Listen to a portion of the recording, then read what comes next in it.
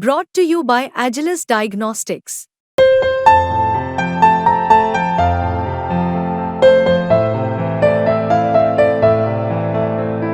Agilus Diagnostics. नमस्कार, आप देख रहे हैं बिस्तक और मैं हूं श्रेया ठाकुर। इस साल शुरुआत से ही रेट कट को लेकर उम्मीद जताई जा रही थी। अमेरिका से ये संकेत मिल रहे थे हमें कि रेट कट को लेकर बड़े ऐलान हो सकते हैं। सितंबर में रेट कट को लेकर बड़े ऐलान हो सकते हैं यूएस में, ये बताई जा रही थी, जिससे आम जनता को एक राहत मिलती ईएमआई को लेकर, कर्ज को लेकर। लेकिन अब आरबीआई गवर्नर शक्तिकांत दास ने एक बड़ा बयान दे दिया है रेट कट को लेकर, और ऐसा बयान जो अब आपकी परेशानी का सबब बन सकता है। क्या कहा है उन्होंने, ये समझेंगे आज। हमारे साथ मौजूद है प्रवीण सर। सर, पहले तो मैं ये आपसे जानना चाहूँगी कि शक्तिकांत दास ने रेट कट को लेकर क्या बड़ा ऐलान किया है। बिल्कुल, देखिए, एनडीटीवी प्रॉफिट को दिए एक इंटरव्यू में रिजर्व बैंक के गवर्नर शक्तिकांत दास ने आपकी उन सभी उम्मीदों को, जो आप इस बात को सोचकर लगाए बैठे थे कि अब रेट कट आने वाले वक्त में होगा, जल्दी ही करीब 0.5% रेट कट की एक उम्मीद जताई जा रही थी यूएस में भी, और वही चीज़ रेसिप्रोकेट होनी थी इंडिया में भी, और मतलब 0.5% आपका रेट कट होता और उससे कर्ज की जो किस्तें हैं, ईएमआईज हैं, वो घटती, नया कर्ज भी सस्ता होता। तो उसको लेके रिजर्व बैंक गवर्नर से एक सवाल पूछा गया और उन्होंने इसमें कहा कि जो महंगाई में कमी आई है वो एक फौरी इवेंट है, एक सिंगल इवेंट ऐसा है जिसकी वजह से हम पूरी की पूरी पॉलिसी को अभी इस बात पे विचार नहीं कर सकते कि एक बार महंगाई कम हुई है तो इसका मतलब ये है कि हम उसमें रेट कट कर दें।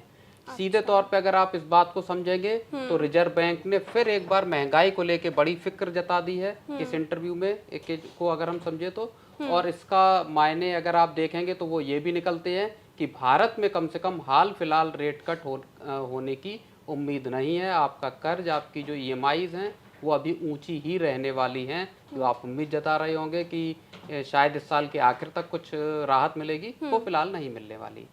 तो सर, हम तो उम्मीद जता रहे थे, जैसे कि आपने कहा कि अक्टूबर में जो अब बैठक होगी तो इसमें रेट कट को लेकर बड़े ऐलान हो सकते हैं। लेकिन इन्फ्लेशन के जो डेटाज आए हैं वो थोड़े राहत देने वाले हैं, लेकिन इससे रेट कट की तो उम्मीद मजबूत होती थी, लेकिन इस पे आरबीआई का बयान एकदम से हमें परेशान कर रहा है। इन्फ्लेशन को लेकर ऐसा क्यों बयान आया सर? बिल्कुल, देखिए, अब इस पूरी कहानी को समझ लेते हैं। अभी जब जुलाई के इन्फ्लेशन के जो आंकड़े आए थे, रिटेल इन्फ्लेशन के, या जैसे कंज्यूमर प्राइस इंडेक्स सीपीआई भी बोलते हैं, वो 3.4% पे आए थे ईयर ऑन ईयर, अगर हम उस हिसाब से देखें। जून का डेटा था वो 5.8% का था। वहाँ से रिटेल इन्फ्लेशन में गिरावट आई, और ये जब आया जुलाई का डेटा अभी, तब उससे इस बात के आसार एकदम बढ़ गए थे कि अब तो रेट कट होना बिल्कुल तय है, क्योंकि आरबीआई इस पूरे दौरान केवल और केवल इस बात का इंतजार कर रहा था कि किसी तरह से वो जो रिटेल इन्फ्लेशन है, खुदरा महंगाई है, उसको कम करे, उसको नीचे लेके आए। यही हो गई सर, जो हो गई, लेकिन वो वन ऑफ इवेंट है, जो खुद अभी गवर्नर साहब ने कहा है, वो वन ऑफ इवेंट है। उसके बूते पे वो पूरा का पूरा पॉलिसी चेंज नहीं करना चाहते, ये उन्होंने बात कही है। पिछले साल यानी 2023 की शुरुआत में 6.5% का रेपो रेट रिजर्व बैंक ने कर दिया था। ये अभी अपना एक तरह से कहें तो इस हाल फिलहाल के वक्त का पीक है, और उसके बाद से जितनी भी मॉनेटरी पॉलिसी की मीटिंग्स हुई हैं उसमें 6.5% के रेपो रेट को या आरबीआई ने बरकरार रखा, उसमें कोई चेंज नहीं किया। अभी जब 8 अगस्त की बैठक हुई थी मॉनेटरी पॉलिसी की, उसमें भी रिजर्व बैंक ने इसको सेम लेवल पे सस्टेन रखा।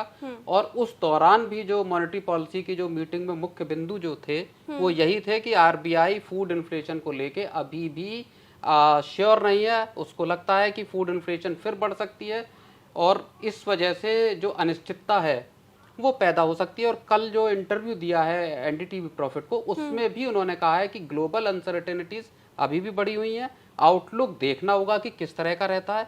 हालांकि उन्होंने ये उम्मीद जताई है कि महंगाई, जो खुदरा महंगाई है, वो नीचे आएगी। और एक बात और उन्होंने जो महत्वपूर्ण कही है, वो उन्होंने ये कहा है कि हम चाहते हैं कि ये 4% का लेवल जो है इस पे रहे, जो आरबीआई का एक लेवल है 2% से 6% का लेवल सरकार की तरफ से रिजर्व बैंक को मिला हुआ है कि इस लेवल पे आपको महंगाई को, रिटेल इन्फ्लेशन को मेंटेन रखना है। तब जो रेट्स हैं वो एक लो लेवल पे आएंगे। आरबीआई चाहता है कि 4% के लेवल पे रिटेल इन्फ्लेशन रहे। अभी भले 3.5% के लेवल पे आई है, लेकिन उनको लगता है कि आगे चल के फूड इन्फ्लेशन फिर तेज हो सकता है, ग्लोबल फैक्टर्स हों या दूसरे फैक्टर्स की वजह से।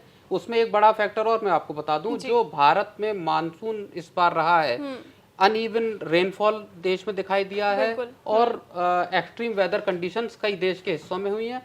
कहा यह जा रहा है कि चाहे धान हो या दूसरी जो फसलें हैं जिनमें खासतौर पे दलहन है, यानी दालों का जो उत्पादन है, और धान, इसको लेके अभी सवाल खड़े हो रहे हैं कि क्या ये हम प्रोडक्शन इतना होगा कि जो पिछले साल को सरपास करेगा, क्या देश में जो जितनी डिमांड है उसको पूरा करने लायक रहेगा। अगर मान लीजिए ये जो खरीफ की फसल है जी, ये जब आएगी तो क्या ये महंगाई को बढ़ाती है या महंगाई को कम करती है, ये आरबीआई की नजर में रहेगा।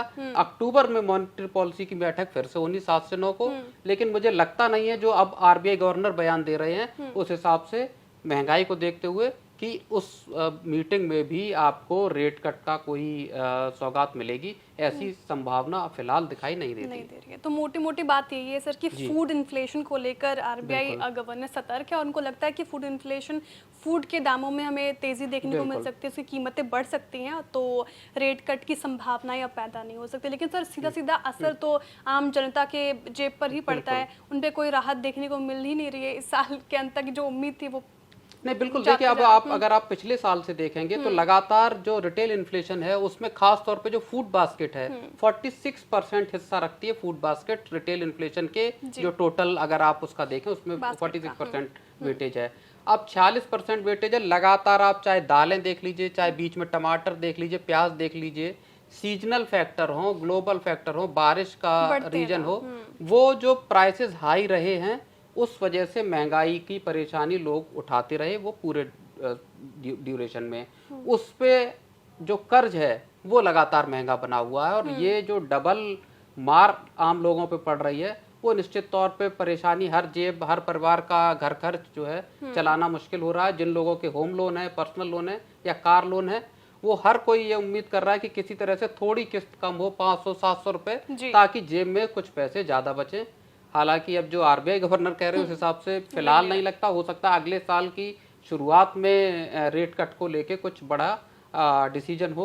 लेकिन इसमें एक चीज और भी है जो हम चलते चलते आपको बता दें, अमेरिका और जापान, वहां पे भी नजर रखनी होगी, क्योंकि ग्लोबल अगर लेवल पे आप देखेंगे तो यूएस में फेड रिजर्व क्या एक्शन लेता है महंगाई को लेके या रेट्स को लेके, वो एक बड़ा रीजन रहेगा आरबीआई का अपनी मॉनेटरी पॉलिसीज में रेट्स को लेकर कुछ भी ट्वीक करने का। जी ठीक है, बहुत बहुत शुक्रिया सर आरबीआई के बयान को हमें अच्छी तरीके से समझाने के लिए। और लेकिन आम जनता को चौतरफा महंगाई की मार जो है वो झेलनी ही पड़ रही है। जो उम्मीद जताई जा रही थी रेट कट को लेकर उस पर अब पानी फिरता दिख रहा है। बहुत बहुत शुक्रिया सर। अगर आपको ये वीडियो अच्छी लगी तो लाइक करें, चैनल को सब्सक्राइब करें और देखते रहिए बिस्तक।